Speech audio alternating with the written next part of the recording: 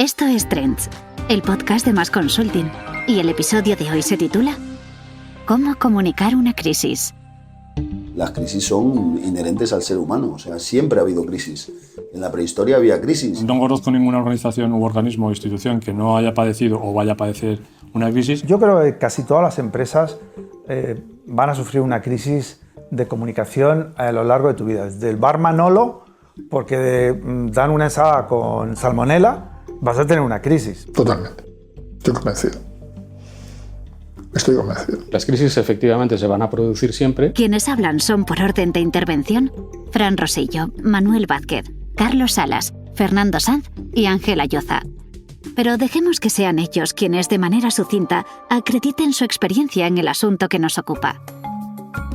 Empezamos por Fran Rosillo, director del área de crisis de Más Consulting. Nosotros nos dedicamos más a crisis de tipo, emergencia, que puede ser desde un accidente industrial a un accidente laboral grave, una intoxicación alimenticia o también un ERE. Crisis de emergencias.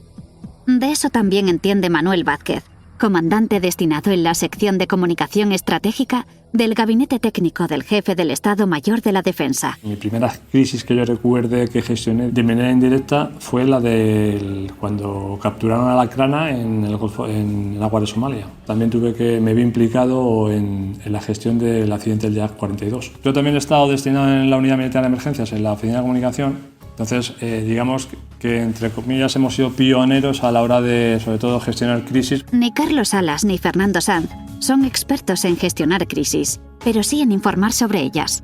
Salas lo hizo durante años en el mundo y Sanz sigue haciéndolo en 5 días. Sobre todo crisis económicas, crisis de empresas, crisis de asociaciones, incluso quiebras de compañías. Todas las que se te ocurran, todas. He informado de todas, he estado entendiendo de todas, yo qué sé, se me ocurre, Volkswagen, ahora Boeing, no sé qué decirte, el aceite hace muchísimos años,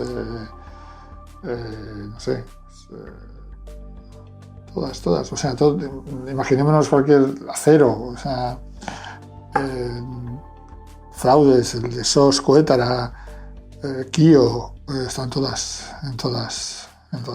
Ángel Ayoza, por su parte, es CEO de Corporate Excellence, un laboratorio de ideas que impulsa la profesionalización y gestión de los intangibles clave. Entre ellos, el recurso más afectado en una crisis y del que vamos a oír hablar mucho en este episodio: la reputación. La reputación es un recurso intangible. No te pertenece a ti, no te puedes desprender de él, no se lo puedes vender a un tercero y, sin embargo, tiene una importancia determinante que puede llevar a hacerte desaparecer en caso de crisis o a ser el líder en reputación en tu sector. Y hay una relación directa, por lo tanto, entre tener una buena reputación y generar negocio, o tener una buena reputación y protegerte ante las crisis. Fran Rosillo está en gran parte de acuerdo con lo apuntado por Ayoza. Cualquier situación de crisis te aboca a una pérdida de reputación por muy bien que la gestiones. Eso es inevitable. Ahora bien, ¿se puede, volver a tomar vuelo? Por supuesto que se puede volver a tomar vuelo. ¿Ayuda a tener una buena gestión de crisis? Sí, amortigua. La comunicación de crisis, sobre todo, es importante para eso, ¿no? Para tener un cierto colchón que te permite luego poder recuperarte. Si no has hecho nada, tienes todas las papeletas para desaparecer del mapa. Vamos con 2 ejemplos. Uno de comunicación de crisis mal gestionada y otro bien gestionada. Informan Carlos Salas y Fernando Sanz, periodistas. Te voy a poner el ejemplo de Boeing. Estamos hablando de esos 2 accidentes en solo 5 meses, de un modelo con el que Boeing quería nutrir los aeropuertos. Se enfrenta a indemnizaciones multimillonarias con 2 aviones siniestrados. En juego 5.000 Boeing 737 MAX como este que ya están encargados, pero que las compañías... Hay 300 muertos encima de la mesa. ¿Vale? Hay 2 aviones que se caen y son 300 muertos encima de la mesa. Se cayeron hace un año. ¿Se te cae un avión? No, eso ha sido el piloto y tal. Se te cae un avión 6 meses después y es el mismo avión y parece que ha dado los mismos problemas. Y ellos tardan en reaccionar. Llevamos un año con esto. Estuvieron dando largas Y al final, pues la gente dejó, hasta Donald Trump llegó un momento que dejó todos los aviones en tierra, que no despegue ni uno. Ya lo había hecho Europa, pero ellos se negaban y estaban dando vueltas al asunto. El espacio aéreo está cerrado para ellos en casi todo el planeta. Este de Kennedy, el de más tráfico internacional de Norteamérica, ya no opera ninguno de los 72 Boeing MAX que lo hacían en este país, casi la cuarta parte de los que había en el mundo. Yo me pregunto, desde cuando todo se solucione teóricamente y tú y yo nos tengamos que montar en un 737 MAX, vamos a decir, ¿este avión es seguro? La respuesta sería otra si la pregunta fuese distinta. En caso de sed, ¿quién dudaría en tomarse un vaso de agua fresca de la marca Perrier? Aparecieron trazas de contaminación en el agua Perrier, el agua de lujo, y automáticamente se dieron cuenta de que aquello estaba contaminado. Contrataron una compañía de comunicación y reaccionaron de una manera tan rápida y fueron tan transparentes. Retiraron todo el agua del mundo. Es una decisión, todo el agua del mundo la retiraron. Localiza el origen del mal, di qué ha pasado, di a tus clientes que tú ya tienes esas partidas localizadas, recoge todas las demás y al final conviertes una crisis, no una crisis de comunicación, sino un sistema muy eficaz de comunicación. Vieron que había un problema y se acabó. Y se acabó. Hoy nadie duda de que Perrier sea una marca. No hay duda, el que beba agua de Perrier pues sabe que es su agua. Aparte de si montaríamos en un Boeing o beberíamos agua Perrier, son otras las preguntas que surgen. Con especial fuerza una. ¿Se puede prevenir una crisis? Ángela Lloza de Corporate Excellence señala una manera de hacerlo, remando río arriba. Si tú sabes que en tu hacer hay determinadas cosas que, aunque sean a día de hoy bien percibidas, tú sabes que hay fallos, que hay posibilidades de mejora, pues ahí tienes la posibilidad de actuar previniendo, identificando esas áreas, mejorándolas, gestionándolas de forma preventiva, porque llegará un momento en el que se convertirán en crisis. Si haces esa labor previa, probablemente, o seguro, que cuando se produzca la crisis, la bomba será más pequeña. Carlos Salas, Manuel Vázquez y Fran Rosillo opinan parecido. Una crisis se puede prever. Pues claro que se puede prever, pero usted tiene que hacer un esquema de qué es lo que va a pasar, cuál es la crisis que hay, cómo te tienes que preparar, quién va a ser el portavoz y todo. Sí que es cierto que tienes que tener un plan para por lo menos un procedimiento para poder abordar esa crisis. Yo te diría, por lanzar una cifra, que el 95% de las situaciones se pueden anticipar. Siempre habrá un 5% que te sorprenda, pero ese 5% se irá corrigiendo con el paso del tiempo en función de, de lo maduro que esté el plan.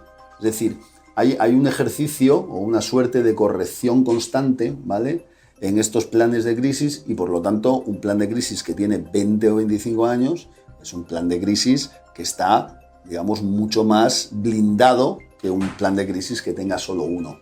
¿Por qué? Porque en esa etapa de tiempo de 20 años ellos han tenido tiempo de incorporar nuevos casos, corregir casos que ya existían y adecuarlos mejor a la realidad de la incidencia en concreto que pudieran tener. Corregir los mensajes que han lanzado, porque ya han tenido la situación de crisis, lanzaron el mensaje y vieron cuál era el resultado y cómo se movía la sociedad y cómo reaccionaban las redes sociales. Para elaborar un buen plan de crisis y plasmarlo en el correspondiente manual, se precisa ser capaz de ponerse en las peores situaciones posibles, incluso imaginables. Una de las características fundamentales que tiene un buen consultor, un buen asesor de crisis, es ser un cenizo. O sea, nosotros somos auténticas máquinas de pensar en todo lo negativo que te puedas imaginar. ¿Qué quiero decir con esto? Difícilmente se nos escapan situaciones, se nos pueden escapar detalles.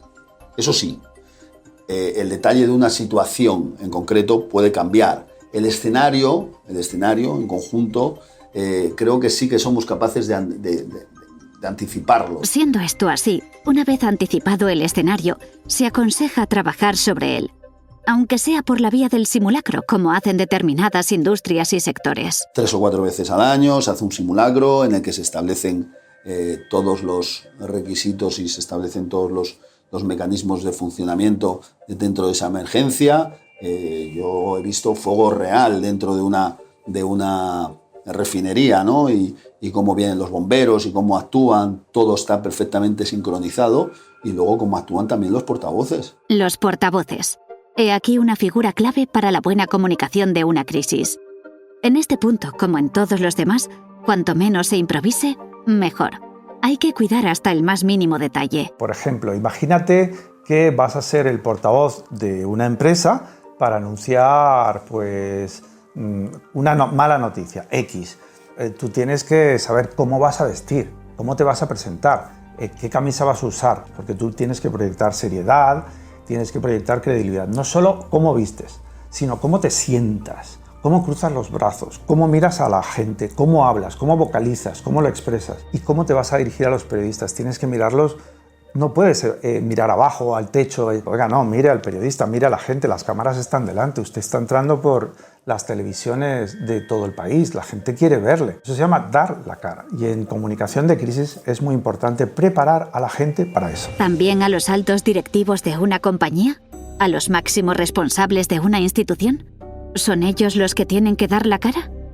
O mejor, ¿llevar la voz cantante durante una crisis? Eso sería lo ideal, pero tú imagínate que sea una persona que tiene un problema de dicción, que tiene un problema de cierta tartamudez, que ha tenido un ictus y no puede hablar bien, que sea una persona que, digamos, que no tiene una imagen, y a lo mejor es el presidente. Pues lo ideal es que sea una persona preparada para comunicar. O sea, no tiene que ser el presidente ni el vicepresidente, pero a lo mejor el director de comunicación mismo puede ser él, o él prepara a alguien para que sea el portavoz de la empresa para esos momentos. El comandante Manuel Vázquez apunta una complicación añadida a que la comunicación de la crisis recaiga en un alto directivo o mando sin la necesaria formación como portavoz. Claro, esto tiene su riesgo, es decir, porque si un portavoz mete la pata, es muy fácil, lo cesas y ya está. Pero claro, si el que ha metido la pata es la máxima autoridad, pues ya te puede crear otra crisis adicional a la que pudiese estar solucionando. ¿Significa esto que los elementos más expuestos y activos de la organización, esos que muestran su mejor imagen en las etapas de normalidad y bonanza, deban dar un paso al lado cuando estalla la crisis? Todo lo contrario. La calidad del liderazgo, la calidad del management es determinante también a la hora de construir una buena reputación o de perderla. Ahora bien, lo que bajo ningún concepto pueden hacer es desviarse un milímetro del discurso corporativo previsto para la crisis. Lo contrario puede arruinar en unos pocos segundos o en 140 caracteres un trabajo de muchos meses. Lo explica con más detalle Fran Rosillo. En un plan de comunicación de crisis, que se refleja normalmente en un manual, ya se tienen en cuenta esos escenarios y cómo debe de actuar un directivo, si debe de acompañar el argumento que está lanzando la compañía, si debe de complementarlo. Eso está perfectamente establecido en un plan de gestión y comunicación de crisis. El problema está cuando los altos directivos, a sabiendas de que existe un plan de comunicación de crisis, deciden realizar acciones de forma unilateral, condicionados muchas veces por estímulos de mercado, estímulos de inversores o, digámoslo claro, comentarios de un amigo en un bar tomándose una cerveza, ¿no?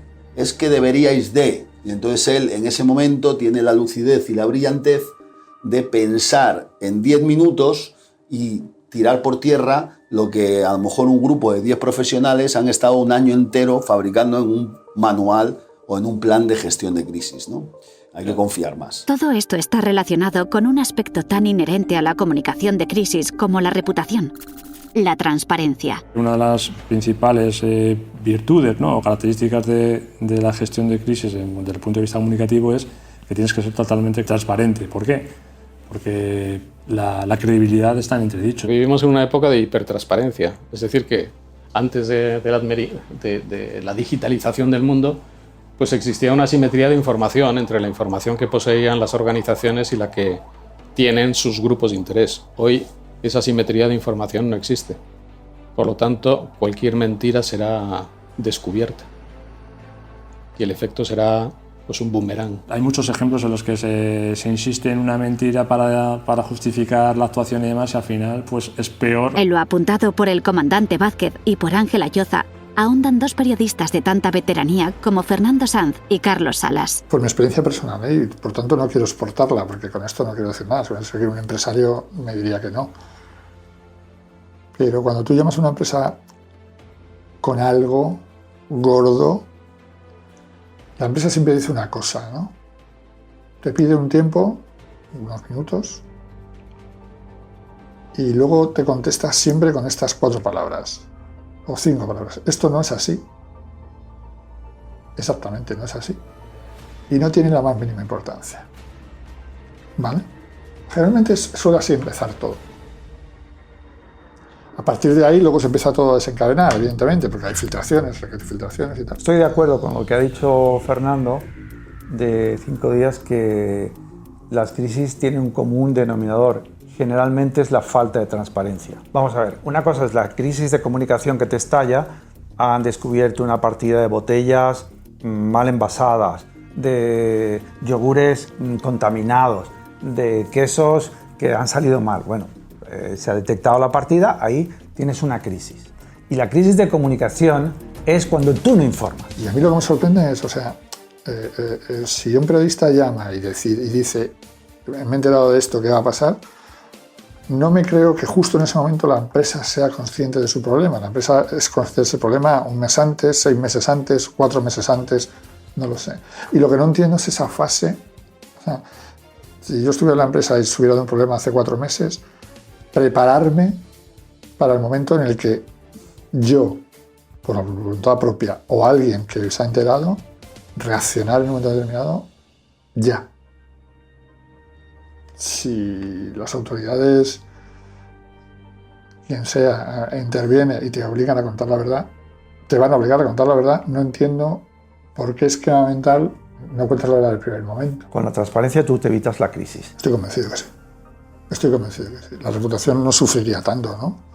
Porque la idea de solidez, de saber que tienes un problema que lo estás solucionando. Por eso te la tienes que evitar antes. Antes de que llegue muchas veces que vas a tener un problema, informa. Tienes que tener informada a la gente, porque si no, es peor. Siempre he dicho, mejor contarlo porque tienes, ante cualquier periodista, esto es casi un catón, ante cualquier periodista tienes el beneficio de la iniciativa. Funciona. Y yo creo que es una estrategia que las empresas que las que yo se han enfrentado no lo tienen tan claro. Es decir, no lo sé. No lo tienen tan claro el hecho de que la iniciativa de contar algo te da cierta empatía a la hora de contar la historia. Entonces, esto pasa siempre. Bueno, es mi experiencia, ¿eh? Muchas veces la gente que está en comunicación, tanto en las empresas o en las consultoras, trabaja para un presidente, un directivo o una directiva, que les dan las reglas. Y hay veces que son tan miedosos que ese miedo es el que va a causar realmente, va a provocar que la crisis sea mayor. No digas, no lo digas, no habla. Entonces, muchas veces cuando llaman periodistas, el de comunicación está diciendo, madre mía, me han obligado a que no diga nada. Y cuando la cosa se pone fea, es mucho peor. Pero si esa persona hubiera sido sincero, mira, sí hay, no nos interesa que salga ahora, pero te voy a decir lo que está pasando. Esto y esto. Y las consecuencias van a ser estas y estas. Ese periodista a lo mejor trata la información, va a darla bien, pero quizá la trate con menos virulencia, y eso es menos adjetivos. Ahora, si tú no lo haces, verás la cantidad de adjetivos que va a meter. Y además una columna de opinión. Y además va a pedir la opinión de los sindicatos y de la competencia y de la gente que te odia. O sea, se va a vengar. Con el añadido de que los periodistas no son ya los únicos actores a los que hay que tener en cuenta en la comunicación de crisis. Ha cambiado todo muchísimo Internet. Es verdad que ha cambiado muchísimo. Lo primero que cambia es, evidentemente, la forma en la que una situación de crisis aparece. Antes normalmente la única fuente, digamos, que teníamos para comprobar si una situación, o sea, si una compañía o una organización estaba en una situación de crisis era si había una publicación en un medio de comunicación. El periodista realmente, el medio de comunicación escrito, hablado o televisado, realmente era el que era, digamos, como un circuito cerrado. Nosotros estábamos en ese circuito cerrado y lo abríamos para que la gente leyera nuestras noticias, las escuchara o las viera. Nuestro chequeo diario con los clientes, ¿vale? era fundamentalmente mirar el clipping de prensa que nos llegaba a primera hora. Antes tú te ibas al metro y en el camino te comprabas tu periódico y tenías 20 o 30 minutos de lectura de tu periódico. Si el check-in que habías hecho por la mañana a primera hora era correcto y no había ninguna crisis, pues casi que hasta el día siguiente, esas 24 horas, casi que podías descansar. Y ahora tú en ese trayecto de internet has leído varias noticias en varios medios. Y a lo mejor no te has metido en el medio, sino te han llegado por WhatsApp, por Facebook o por Instagram o por quién sabe qué vía. Y ahora has leído varios medios, no sabes ni de dónde viene la noticia y la has leído. Con lo cual ahora ha cambiado. Hoy en día, claro, con las redes sociales y con Internet, cualquier publicación se puede hacer a cualquier hora del día, por lo tanto hay que estar muy atento a las alertas. Cualquier usuario de redes sociales que tenga un número considerable de followers, digamos, y tenga una cierta influencia en la red social en la que esté operando, pues te puede soltar una información que se puede transformar en una situación de crisis. Porque ahora esa sección de cartas al director son los comentarios que hay debajo de una noticia en internet. Puede haber cientos, miles, todas van a entrar y tienen muchas veces una fuerza de comunicación tan grande como la noticia que has leído arriba, porque es el debate. Por lo tanto, pues un consultor que se dedique a la gestión de crisis hoy en día, pues tiene su vida prácticamente dedicada, ¿vale?, a lo que es el reconocimiento de posibles alertas en Internet y en los medios de comunicación, en las redes sociales, y dedicado 100% a resolver este tipo de situaciones. Agotador, ¿verdad? Quedémonos, sin embargo, con lo positivo. Las muchas posibilidades que ofrecen las nuevas tecnologías a la eficaz comunicación de una crisis, como señala Fran Rosillo de Más Consulting. Si antes en el manual de crisis teníamos una nota de prensa que podíamos editar, pues ahora a esa nota de prensa hemos añadido el tweet que tienes que lanzar, hemos añadido en algunas ocasiones incluso esa misma nota de prensa la convertimos en un guión para hacer una declaración, digamos, cerrada, una videodeclaración. Grabamos a la persona que tiene que hacer la declaración y nos sirve para poder trasladarla a las redes sociales, enviársela incluso a los periodistas, de tal forma que no asumimos el riesgo de exponer a nuestro cliente frente a los micrófonos, ¿no? Audios también, a modo de podcast, pues le enviamos el audio a las radios con la declaración ya de nuestro cliente. Digamos que de alguna manera protegemos al cliente, ¿vale?, pero al mismo tiempo estamos sirviendo perfectamente a las necesidades que nos piden los medios de comunicación, que no quieren otra cosa que una declaración, una imagen con un directivo haciendo las declaraciones, o un formato escrito para el caso de los medios de comunicación de prensa escrita, ¿no? Y eso acompañado de buenas infografías, que también se está trabajando mucho en esta materia, explicar las cosas más con imágenes que con palabras. En el caso de los temas industriales es fundamental, cuando hay un accidente, explicar bien a través de un croquis animado cómo se ha dado la situación de crisis, ¿no? Y ahora se está trabajando cada vez más en tener, digamos, una especie de herramienta compartida con los usuarios a los que tú te vas a dirigir. Es más el entorno de una app, en la cual tú, desde la parte oscura, digamos, desde el dark side, ¿vale?, estás metiendo información, ¿vale?, que vas publicando en esa app, a la cual tienen acceso los diferentes públicos de forma, digamos, compartimentada, ¿no? Los periodistas acceden a una información, el público general accede a otra, tus stakeholders pueden acceder a otra, y digamos que por ahí van los tiros de las nuevas tendencias, digamos, en formatos. Formatos siempre al servicio de la correcta comunicación de la crisis.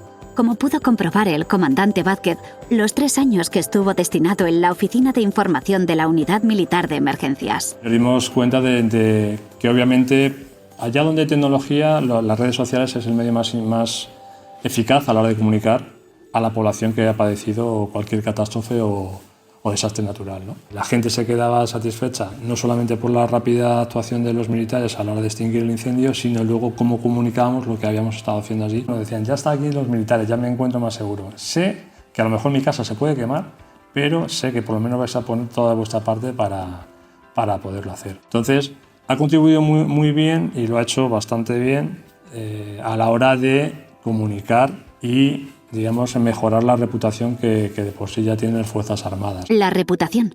Una vez más, la reputación. Siempre la reputación.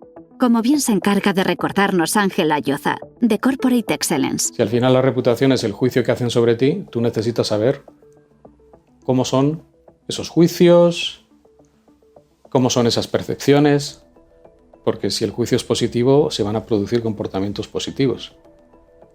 Y si el juicio es negativo, pues comportamientos destructivos. Por lo tanto, una escucha ordenada. ¿Eso qué significa? Pues identifica primero cuál es tu ecosistema de grupos de interés, o sea, de quién depende tu futuro. Y a ese ecosistema de grupos de interés es a quien tienes que escuchar con muchísima atención. Porque de ellos, de las percepciones que tengan sobre ti, del juicio que hagan sobre ti, va a depender tu futuro. Por lo tanto, yo diría escucha ordenada. Eso se llama investigación, se llama sistemas de monitoreo, encuestas. Súmese a esto un elemento para la correcta comunicación de una crisis. La necesidad de integrar a reguladores y administraciones en los planes de contingencias de las organizaciones. Sé, porque lo digo siempre, sé que no es algo que esté en el pensamiento de la administración pública ni de las empresas en el día a día, porque uno no piensa en las emergencias hasta que no las tiene encima, pero es un ejercicio de responsabilidad que deben hacer. Y mejor antes de que sea demasiado tarde. Lo acabamos de ver con el tema de Magrudis y el tema de la carne mechada. Creo que no se ha actuado correctamente. Creo que ni la empresa sabía si podía o debía realizar declaraciones. A la Junta de Andalucía la hemos visto más bien ausente. Ha habido una falta de cooperación entre ambas partes, un enfrentamiento directo incluso que al resto, a los que estamos de espectadores, no nos traslada ni muchísimo menos confianza, ¿no? Porque da la sensación de que hay un poco de caos, ¿no? Y el caos no es una buena situación o no es una buena foto. No lo es, desde luego, para los poco previsores y los lentos de reflejos. Hay que invertir en comunicación de crisis, porque es fundamental hoy en día tener un plan de crisis. Tienes que hacerlo rápidamente, porque si llama 3 semanas después, es cuando dices, mira, es que ya está todo hecho, o sea, ya te has arruinado, no solamente has tenido un problema con los consumidores, algunos muy, muy graves, sino que ya no hay forma. Al final es tu reputación.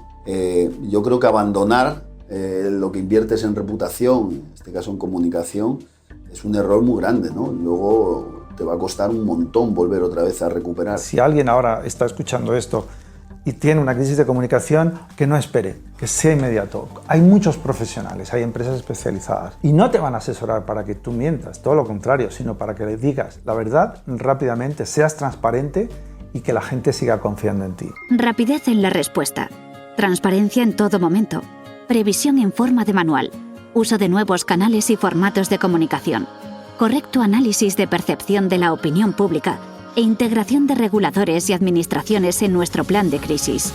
Si cumplimos con todo esto, estaremos en condiciones de responder afirmativamente a una sencilla pregunta. ¿Las crisis tienen solución? Sí. Has escuchado Trends, el podcast de Más Consulting.